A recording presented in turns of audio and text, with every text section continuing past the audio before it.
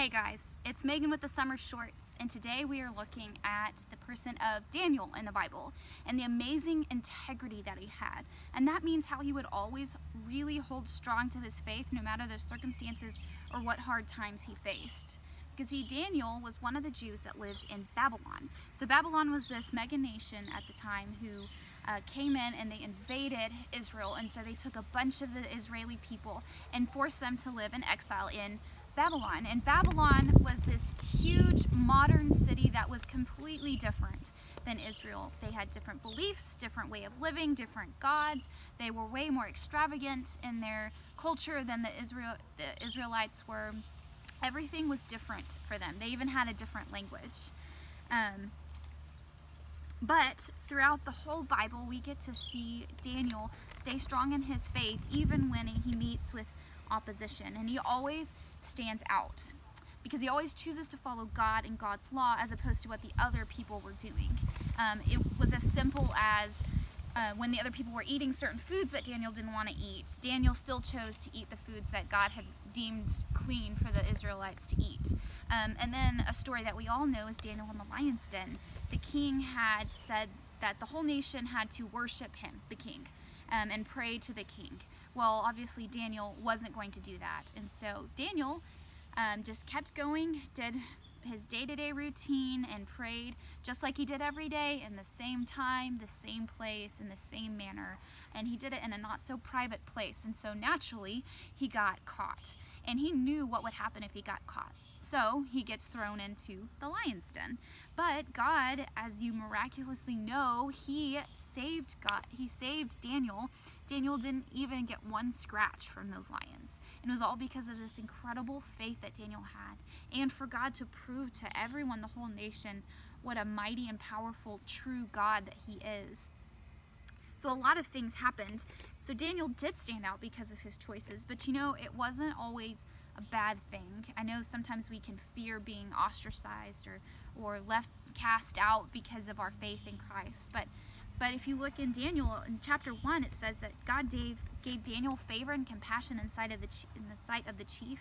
Verse 19, among all of them was found none like Daniel and his 3 friends. And then chapter 2, the king gave Daniel high honors and many great gifts, and made him ruler over the whole province of Babylon, and chief prefect over all the wise men of Babylon. Head of all the wise men for the king of Babylon. So this is a big deal. So his commitment to following after God made him stand out. It did.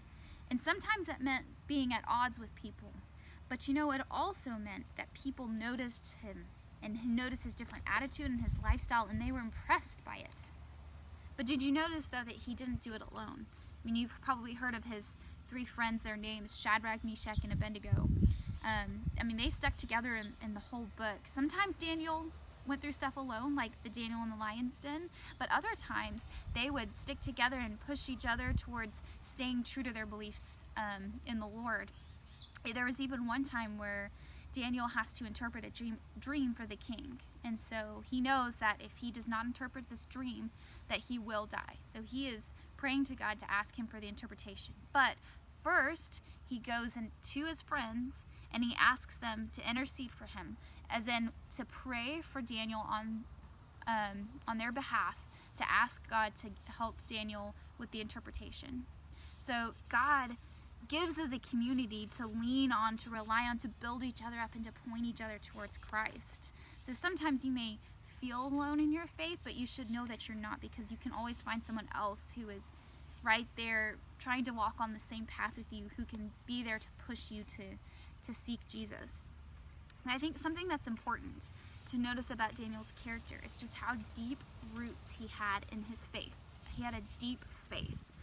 Because no matter how many times he was faced with a tough choice to make, knowing the right decision to do, he always held firm and he stayed strong. And that's because he had a firm foundation and relationship with God. Jesus tells us in Matthew 7, it says, everyone then who hears these words of mine and does them will be like a wise man who built his house on the rock. And when the rain fell and the floods came and the winds blew and beat on that house, but it did not fall, because it had been founded on the rock. So when the storm comes, when hard situations happen in life, we're able to stand firm in what we know because we know the truth. It's not just about hearing a sermon every now and then. It's about living in the Word and Christ being the foundation for your life, and spending time with God and living out the life that He has called us to do.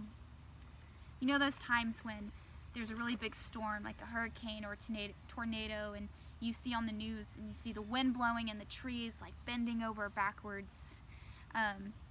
Actually, I know for this tree right here, this is a peach tree we planted in our yard, and it's kind of skinny, right? Well, when there's even just a fairly strong wind in our yard, it bends over. I'm afraid it's going to do one of those gymnastics back bends or snap in two. But what do you think? When there's a huge storm, do you think that kind of tree is going to make it? I mean, when I planted it this summer, the roots were this big. That's not very big for a tree. I mean, is that going to make it? Or is the kind of tree that's going to make it through a storm, or the huge tree trunks with the deep, deep roots that, you know, the roots that even will go all the way and you can see it coming out 10 feet down the road?